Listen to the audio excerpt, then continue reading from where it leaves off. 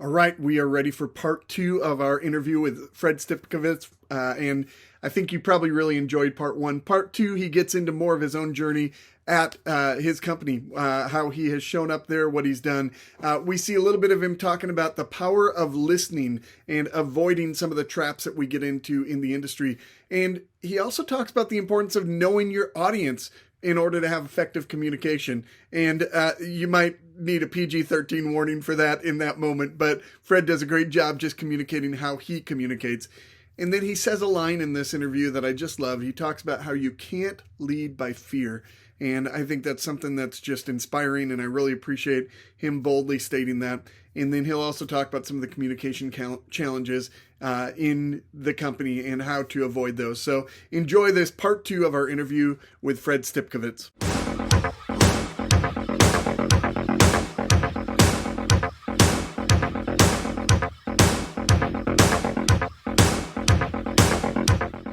But hey, let's talk more shop. I want to. You had an interesting journey into this role. You interviewed twice for this role. Can you talk to us about this? Because I think there's a critical nuance in this that we need to understand about what leadership is. Yeah. So, as I mentioned back, when I left the military, I got into the aviation fueling industry. Worked for a couple manufacturers in Kansas City that built aircraft fueling trucks. I was spending 120, 150 days a year on the road all over the globe.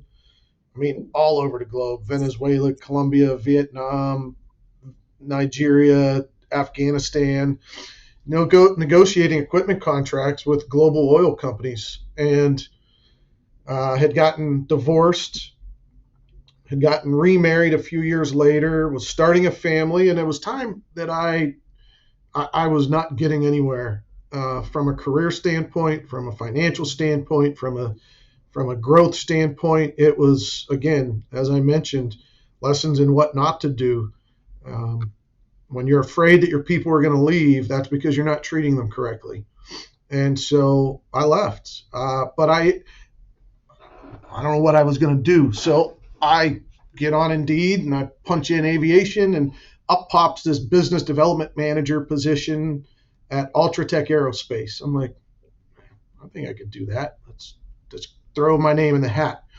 Interviewed, got the call, interviewed with, some of the holding companies folks, interviewed a number of times, and didn't get the job. And I'm like, well, damn, I was really looking forward to that one. I thought aerospace would be fun to get into. Everybody I met were phenomenal folks that I interviewed with. So I left. I went off to another manufacturer. I went off and did government contract work with another manufacturer, growing their government contracts division. Was there a handful of years, couple years, and ended up leaving. Got a call from an old fueling customer of mine to take over as a vice president of ground support equipment operations. So I oversaw all ground support equipment maintenance at 60 airports, which was a disaster of a job. It was back to traveling 3 weeks a month all over the U.S. I was there 6 months, and the vice president of HR from our holding company, from our parent company, called me up. Random phone call. Hey, I know you just got this VP position, but would you be interested in talking with us again? I'm like, well, I guess, sure. What do you have? I don't have any new stories to tell. I'm still the same guy I was before. Right. Yeah, same crazy guy I was then. So over comes the job description, and it's for the president of the company. And so I'm like, hey, I'm really confused. Didn't get the BD position. You call me back a couple years later for the president position. What's up? Well, we've had three people in this position since we've owned the company. We didn't hire you for the BD position because we didn't think you would stick around long enough to, it wasn't going to work out for you.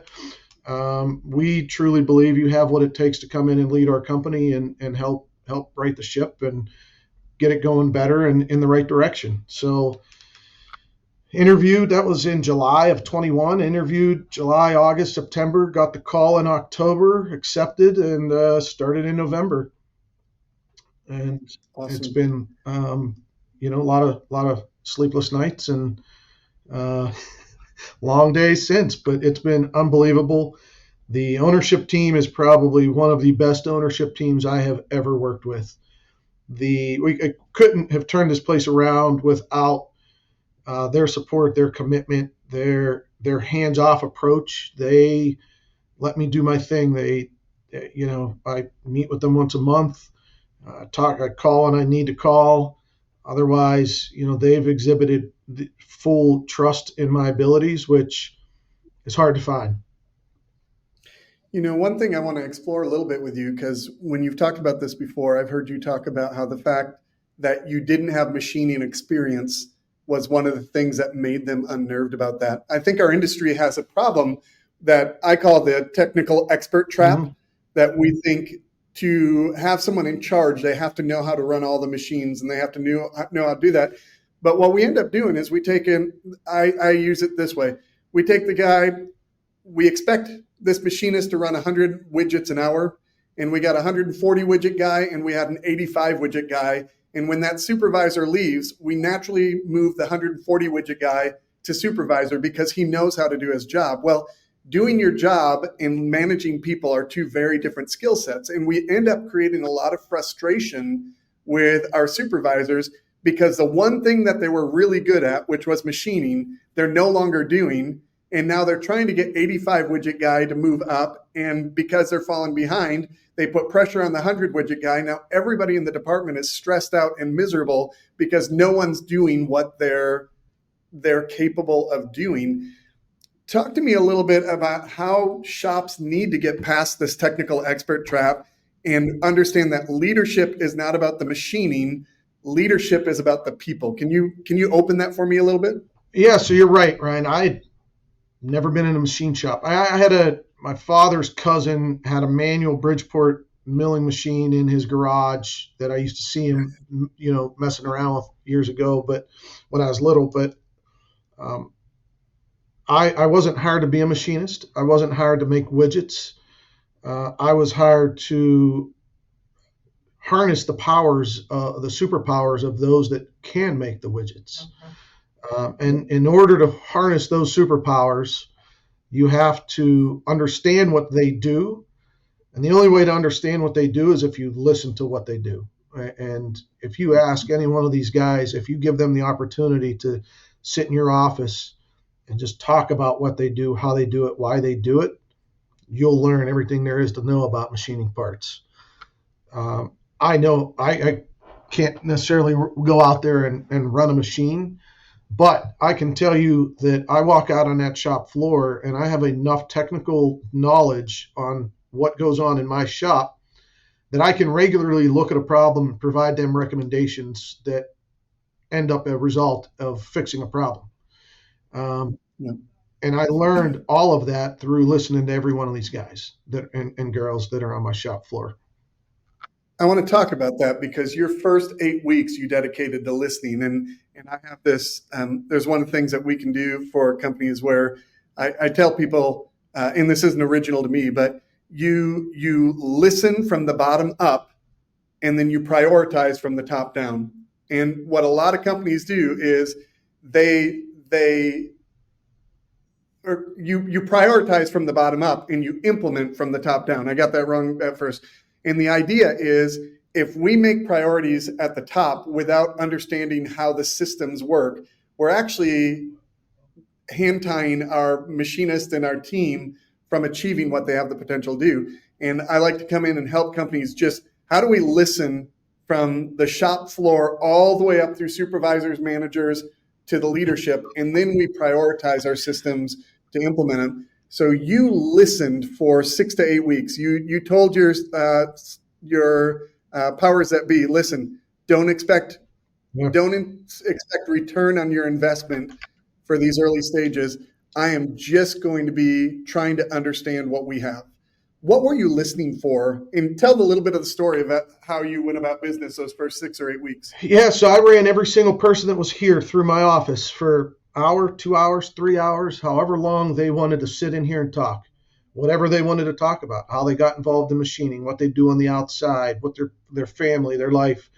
Um, and above all, out of every shop you've been in, give me the good, the bad, and the ugly.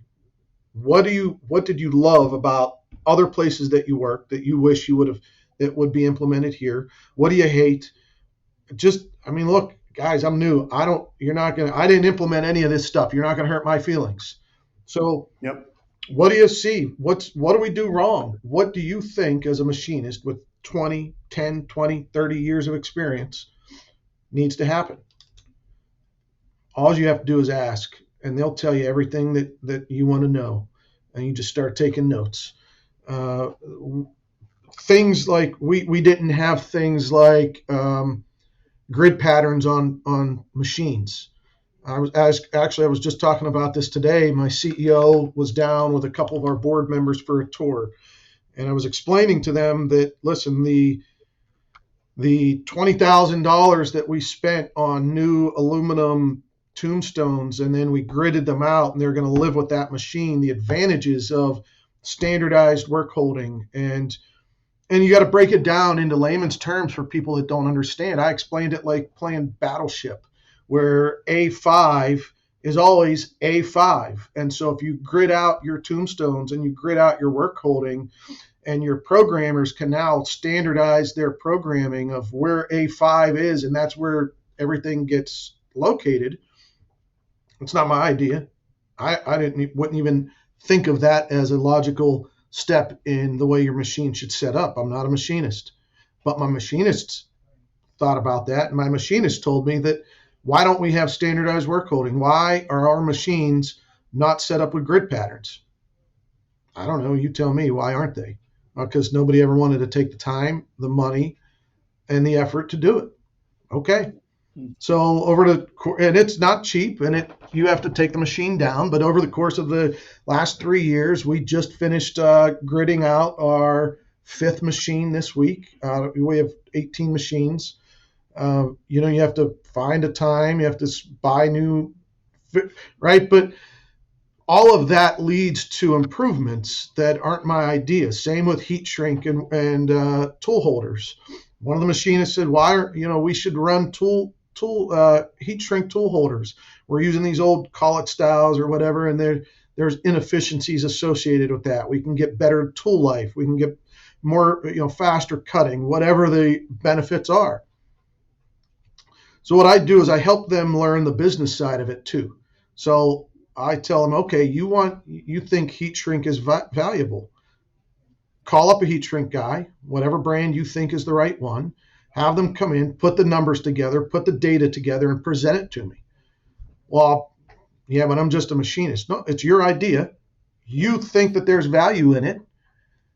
Let me help you with my side, what I have to deal with, so that you understand what goes into it. You help educate me about the benefits of this implementation on the shop floor. I'll help educate you about the business side of it and what goes into it and how we do an ROI, how we show the $60,000 investment, how we show cost reductions, how we show all of this to justify the expenditure, so that it's like your kid wants a new pair of tennis shoes. Well, you beat those ones up. You help me understand why I need to buy you a new pair of shoes, right? Whatever. You got to. And so that's the exercise I do with these guys.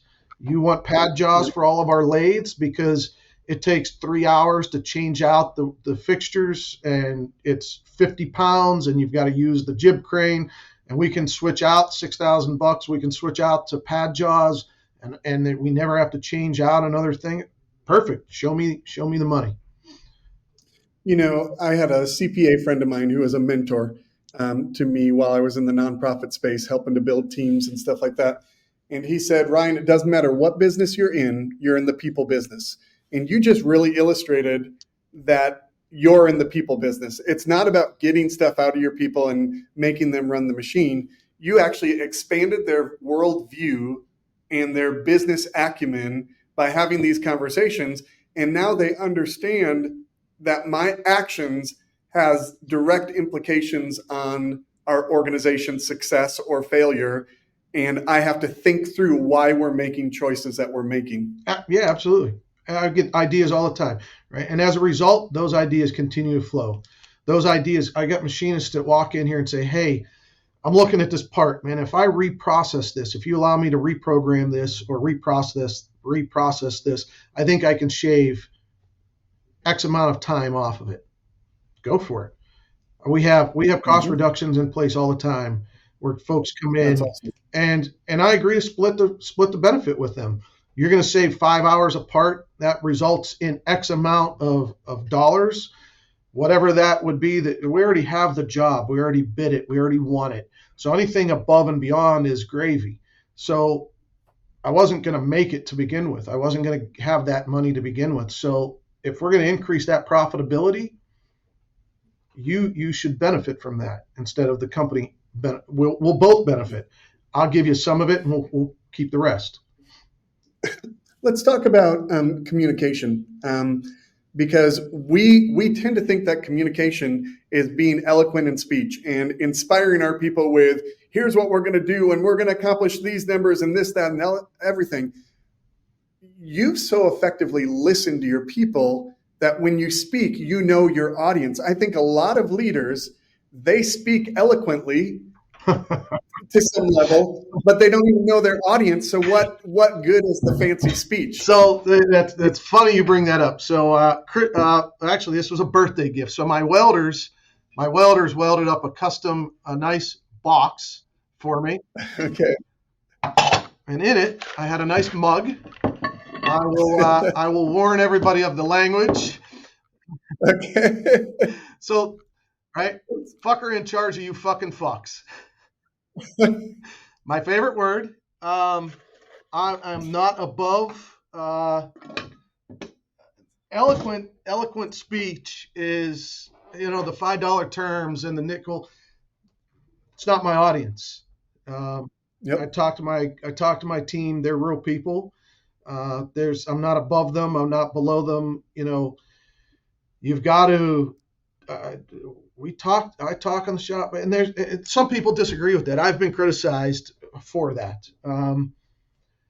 And my comment all the time back to that is, you didn't hire me, and it's not criticized by my owner, by my CEO, but there's been some others in our leadership team that have that.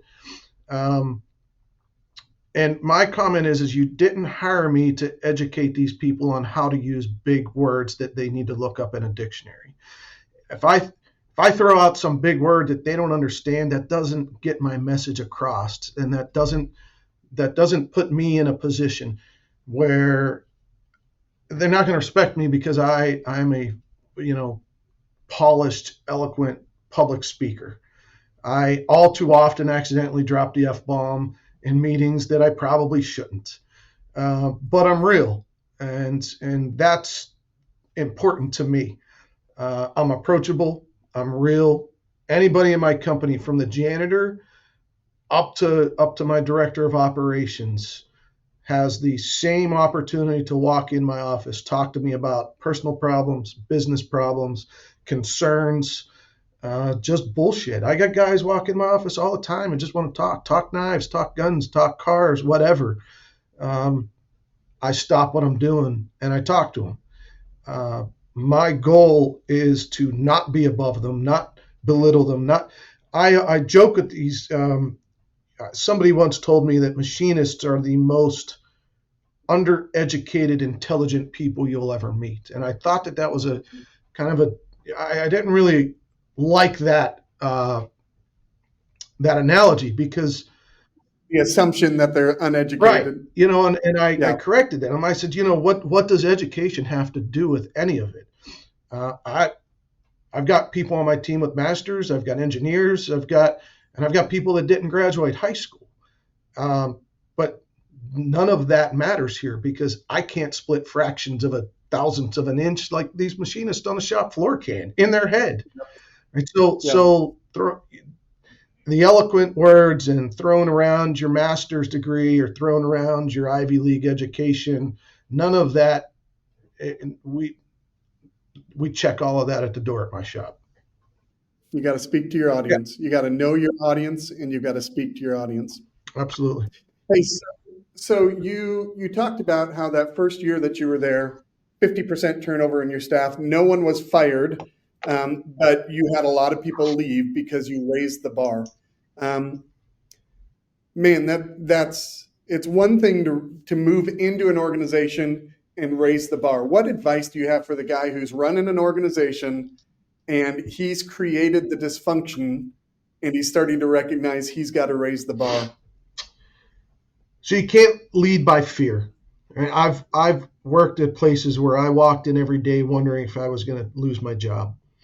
Uh, you can't lead by fear. You can't manage by fear. Um, the bar, I had shop supervisors that weren't the best shop supervisors. That's now one of my top performers. He's my senior estimator, and the guy is phenomenal. He was under a lot of stress on the shop floor. He wasn't given the tools he needed to properly lead the shop. That resulted in what I didn't like. And you have to look at their strengths, and if you need to raise the bar, I think raising the bar again starts at the top. I stand in front of my people all the time, and I tell them, you may not like everything I do.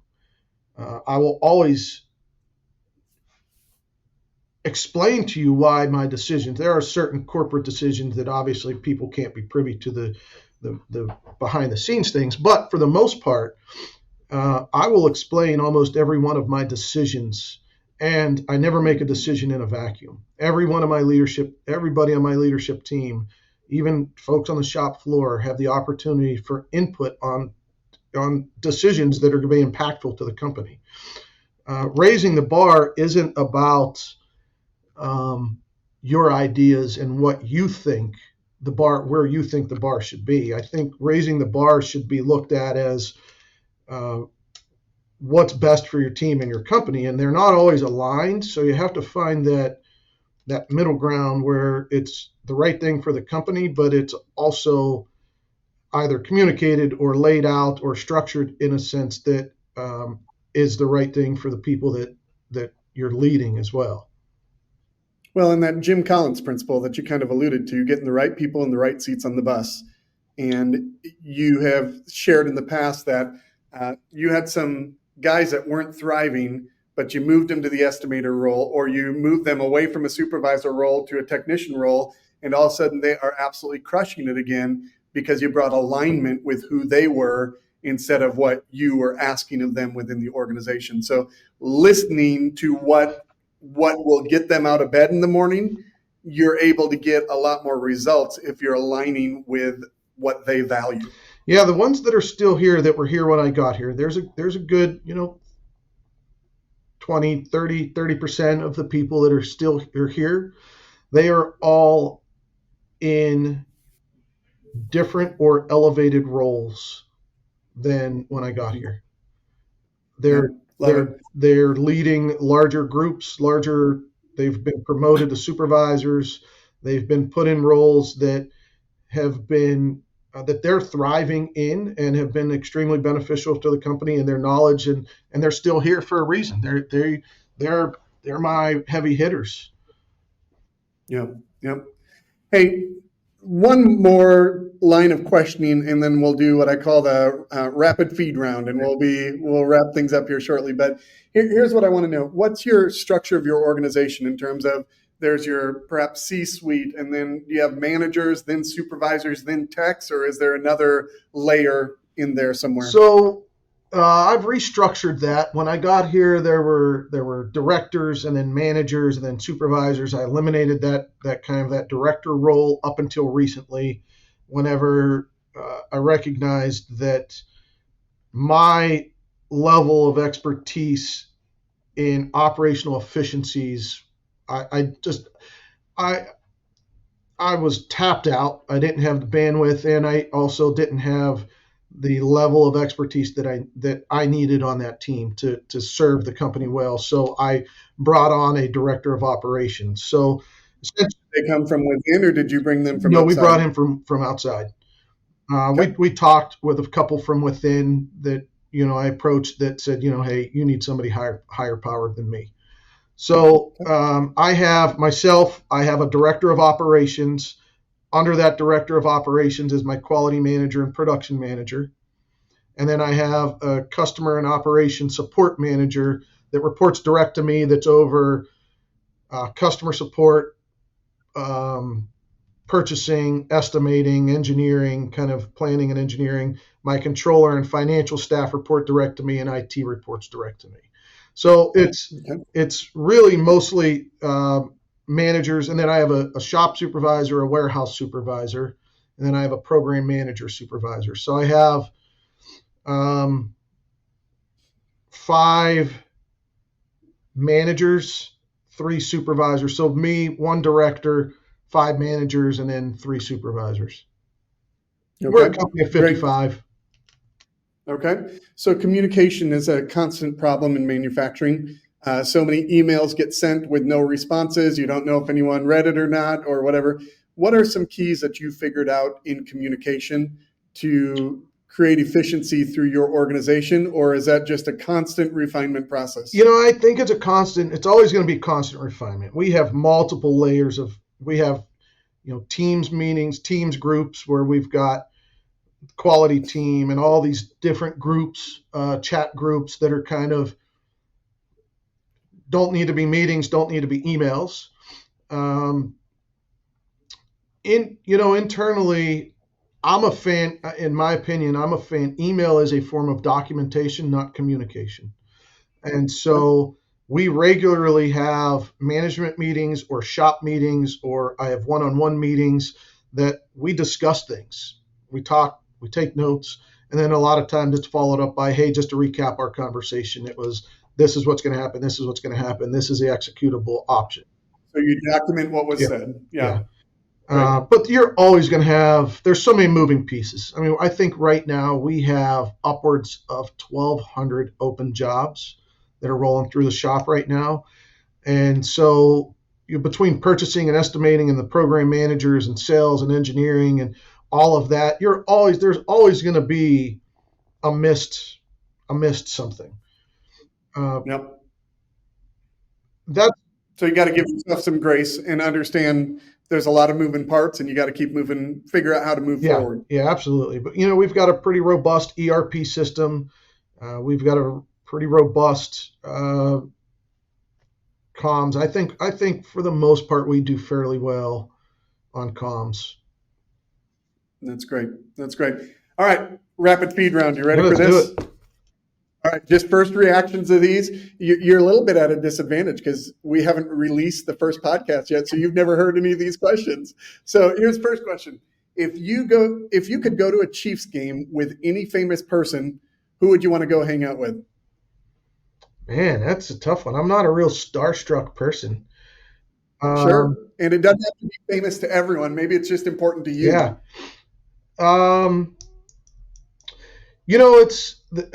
To me, going to a sporting event isn't necessarily about the sporting event, because you miss so much of it when you're in the stands compared to what's on TV.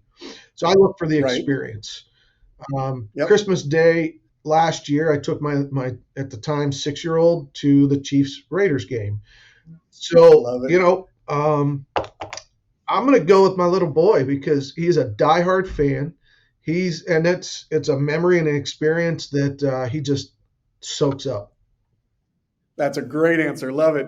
All right. For those early mornings in the shop, what's your energy drink of choice? Are you a coffee guy, a energy drink, caffeine of some kind? I'm a straight up black coffee until 10:30 a.m. I will down coffee until 10:30. 10:30 is my switch over, and I switch over to water, and I drink water the rest of the day unless I have some event after work where then I partake in some adult beverages. Gotcha. All right. What's the greatest threat to manufacturing right now?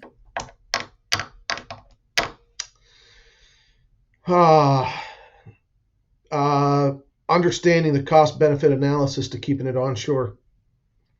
You want a penny pinch and you want to take it offshore, you're going to get what you pay for. It's always going to be able to be done cheaper, but the quality is going to suck. That's why I'm an advocate and preach so heavily at the NTMA meetings about the benefit of work sharing amongst shops within our community, so that we can not only keep it onshore but keep it within the Kansas City network. Yep. And so by community, you're literally saying Kansas City region, not necessarily the manufacturing community. Yeah, if somebody doesn't have the capabilities here, we'll branch out. But at the end of the day, let's keep it close to home. Love it. What's one tool you couldn't live without in your leadership role? And by tool, it's just a skill set that you have. Man, one tool I couldn't live without.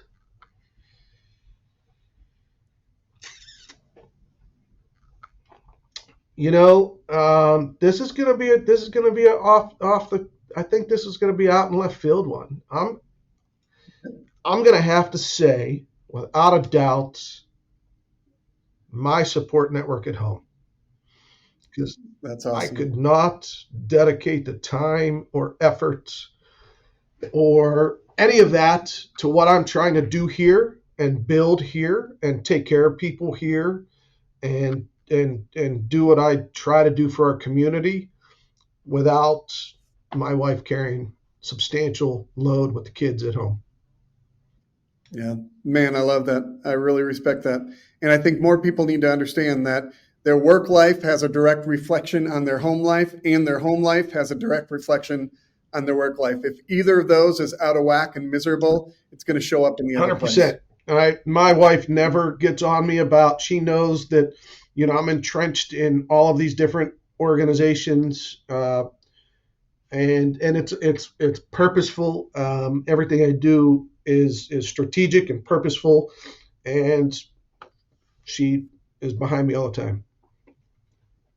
A similar question: what's one skill, if you could master instantly, you wish you could master for your organization's benefit?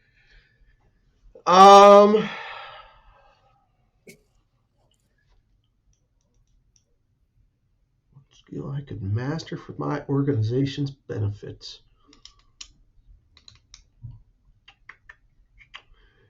Honestly, if I could master a skill and I had the time, I would. Again, I wasn't hired to be one, but I would really love to be able to go out there on a shop floor and run a machine. And that's a skill that I don't have, that I think would bring a whole different perspective. And I probably, if I could walk out there and they'd show me anything, but that's a skill that I don't have, that I think I would love to have, that I think would bring a whole different perspective and understanding. Awesome. Cool, man. Well, last question for you, and this is for your benefit here. What's a question you wish I would have asked that we didn't get to today, if there is one? What's something you'd like to talk to our community about? I don't know, man. We covered a lot of good stuff, right? I think this was such a diverse podcast where we covered so many different good things. The one thing that I think we're always afraid to talk about is, again, I think some of the threats that people have are our sales techniques, our customer portfolio, and our employee retention. Everybody in this industry wants more work, wants to retain people and hire better people. I'm not saying the way that I do it is right. It works for me. But I think if more people would open up to what they do and how they do things, and we could all learn from them and figure out how to do things better, that we could all grow and become stronger together. But I don't know that there was a question in particular that you asked or didn't ask that I felt should be. All right. I probably will come to me, later on in the middle of the night. Exactly right. Hey, if people want to get in touch with you, I know you're super active on LinkedIn. Where can people learn more about you, your company, and that type of thing? Yeah, definitely LinkedIn. I'm all over LinkedIn. I try to support and support my people and my company on LinkedIn, UltraTech Aerospace. My last name is not doesn't get mixed up in the fold. I'm not a Smith or a Jones, so you can Google Fred Stipkovits. You'll probably find my father on the East Coast and me, but I'm the one with hair and not much of it anymore. But it's yeah, you can always reach out at fstipkovits@utaero.com. Email, call. I'm always happy to meet and have a coffee and learn and make a new contact and figure out how we can grow together. All right, man. Hey, it has been an absolute pleasure. Thanks for investing in this conversation. Man, I appreciate being the maiden voyage here too, Ryan. I think this is going to be great. I look forward to hearing more of your podcasts. I have no doubt that that was worth your time. And Fred just dropped some great insights into leadership, and I hope you just took them in. I hope you are not only thinking about them, but you are applying them in your work context. Thank you, Fred, for being a part of this. If you are listening on Spotify or some of the other podcast apps, would you please subscribe and would you rate us with a 5-star rating? That helps us get more attention, as you know. And if you're watching on YouTube, please take a minute just to leave a comment. Share something that Fred shared that you appreciated, something that's challenging you or encouraging you. Just take some time to express your appreciation to Fred for his contribution. Would love for that. Keep growing in your leadership. In our next podcast that we're going to drop, we're going to have Brandon Herring from Zephyr Products, and Brandon's going to share some unique insights from his perspective as a part of a sales team in a manufacturing company. So keep your eyes open for that. Until next time, keep doing your thing, keep growing as a leader.